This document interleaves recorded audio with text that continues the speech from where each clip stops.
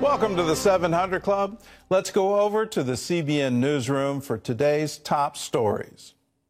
Gordon, an epidemic of violence was unleashed in the United States over the 4th of July holiday weekend, with more than 180 people killed and 516 injured in shootings across the country.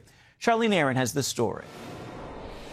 It was a deadly weekend of gun violence as America celebrated its independence. In Ohio, a mass shooting during a 4th of July block party left a 17-year-old dead and 11 others injured. In Chicago, 100 people, including 2 police officers, were shot. 18 people were killed and at least a dozen children injured. A 1-month-old baby is in critical condition at a local hospital after being shot in the head on Friday. Frustrated residents say enough is enough. When are we really going to say enough? When are we really going to get out here and stop this ourselves? You know, we need help on all ends, you know, all levels. So start at turning these individuals in. That's where we started, and then we go ahead for them to prosecute them. The city's police superintendent addressed the violence. There are too many violent offenders and too little consequences in our courts. There are too many illegal guns in our city. In New York City, at least 35 people were shot in 29 shooting incidents from Friday through Monday, killing 2.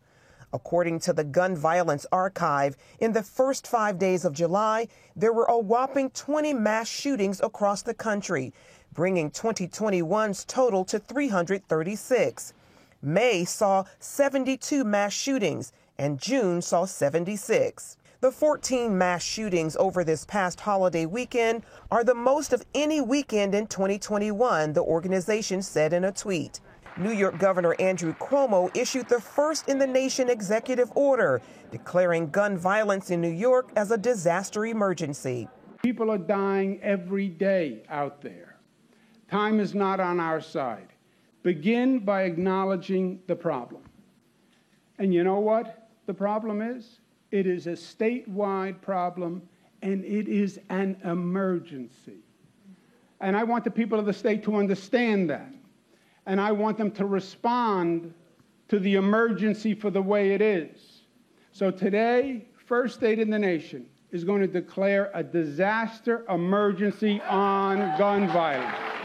And in Philadelphia, 2 children were killed, adding to the increasing number of children dying by gun violence. This is the second child in less than a week to die from an accidental gunshot wound. The deadly weekend was the latest example of the surge in violent crime across the country, and there doesn't seem to be an end in sight. Charlene Aaron, CBN News. Hurricane Elsa weakened to a tropical storm as it threatened Florida's Gulf Coast. The storm moving north almost parallel to the state's west coast, according to forecasters.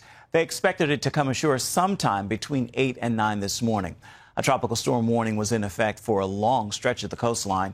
After hitting Florida, the storm is expected to move on to Georgia, the Carolinas, and Virginia in the next few days.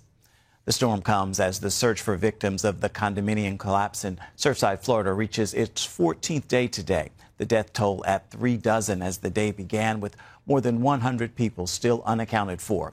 8 more deaths were announced Tuesday, and authorities sounding more and more grim.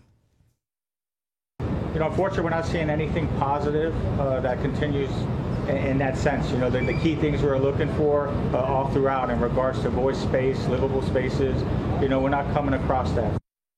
The debris is now being sorted at a nearby warehouse. We're in a search and rescue mode. It's an active investigation, and we're focused right now. Our primary goal right now is to bring closure to the families. Authorities still hope to find more people alive, but no one has been rescued from the site since the building collapsed on June 24th, when many of its residents were asleep. Turning overseas, the deadline for U.S. withdrawal from Afghanistan is set for September, and religious minorities in the region, including Christians, are bracing for even more violence by the Taliban and other Islamic extremist groups. Jennifer Wishon brings us the story.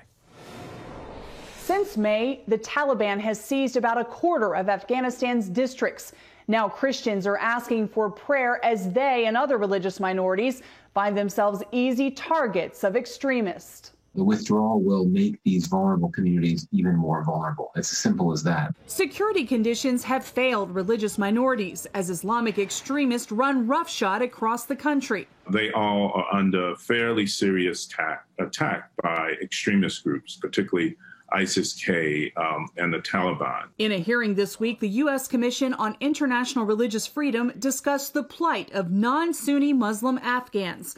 The Sikh population is nearly extinct, dropping from 250,000 in the 1990s to just 200 today. It's devastating, and the houses of worship, the guardaras of the Sikh community are constantly destroyed. Religious services are attacked. Women and girls are heavily traumatized. Young girls have limited or no education. Families worry about their future prospects. The commission recommends U.S. injected protections for religious freedom in peace negotiations between the Taliban and Afghan government. Add Afghanistan to the State Department's special watch list for tolerating violations of religious freedom, and put U.S. tax dollars towards specifically protecting religious minorities. When we hear Taliban spokespeople discussing plans to Islamicize the country, the international community needs to recognize the vulnerability that minorities are exposed. As U.S. service members pack up their gear, leaders aren't optimistic. This graphic video reportedly showing Taliban fighters firing on Afghan soldiers in the north. We're starting to create conditions here that won't look good for Afghanistan in the future if there's a push for a military takeover. So far, the U.S.-Afghan deal hasn't led to peace. Religious freedom advocates hope keeping a spotlight on the situation will help. Jennifer Wishon, CBN News. Turning now to health news here at home, an epidemic of exhaustion. That's what millions of Americans are facing, even millennials. So what is the source of this energy crisis? Something deep inside. Medical reporter Lori Johnson explains. Americans are dealing with a new kind of energy crisis. Fatigue and tiredness now is an epidemic in this country.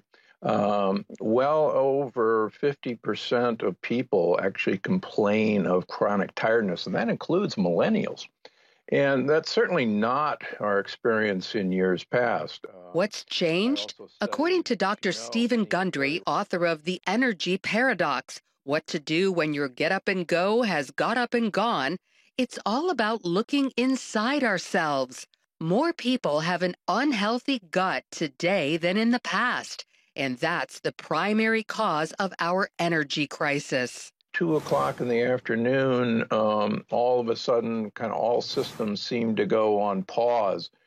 You don't feel like working anymore. You don't feel like doing anything with the kids anymore. And you just want to lay down or reach for an energy bar or get another pick-me-up, a cup of coffee. Dr. Gundry says this zaps our energy because of holes that develop in the gut lining. If you're tired and fatigued, you got leaky gut. And that leaking causes inflammation, which can drain huge amounts of our precious energy. Inflammation is actually our white blood cells, our immune system, our foot soldiers, if you will, attacking threats that actually come into our body primarily through the lining of our gut. The good news is we can repair a leaky gut and reverse other gut issues by consuming lots of different types of good bacteria called probiotics, then feeding those good bacteria lots of fiber-rich foods called prebiotics, causing the bacteria to thrive and multiply. These probiotics can be found in supplements, foods like yogurt and kimchi, and drinks like kombucha. Then it's important to take so-called prebiotics, found in supplements or foods like fresh vegetables. These literally feed the good bacteria, helping it reproduce. They actually communicate to the energy-producing organelles in all of our cells called the mitochondria to make more energy. So probiotics that you manufacture by eating prebiotics literally turbocharges your energy. And it's also important to stay away from foods that deplete energy. That includes the usual suspects of too much sugar and processed foods, which can also damage the gut. Gundry further recommends resisting the temptation to over-medicate. Please, please, please try to avoid taking antibiotics for simple things like runny noses or scratchy throats. Try to avoid eating animals that have been raised with antibiotics from factory farms. It turns out antibiotics kill off most of the good bugs in our intestines that actually protect us from leaky gut. And don't take certain heartburn and acid indigestion medicines longer than 2 weeks. We now know that these actually stop the energy-producing organelles, the mitochondria, from working because they interrupt how mitochondria produce energy, which is called proton pumping. Dr. Gundry says people suffering from low energy usually need more vitamin D. He recommends a 5,000 IU daily supplement and going outside. We actually produce ATP, energy, from sunlight exposure. Lastly, in order to feel energetic during the day, we need a good night's sleep. However, blue light coming from our electronics can keep us from falling asleep. Dr. Gundry recommends turning them off hours before bedtime or wearing blue light blocking glasses. Lori Johnson, CBN News. And those are today's top stories from CBN News.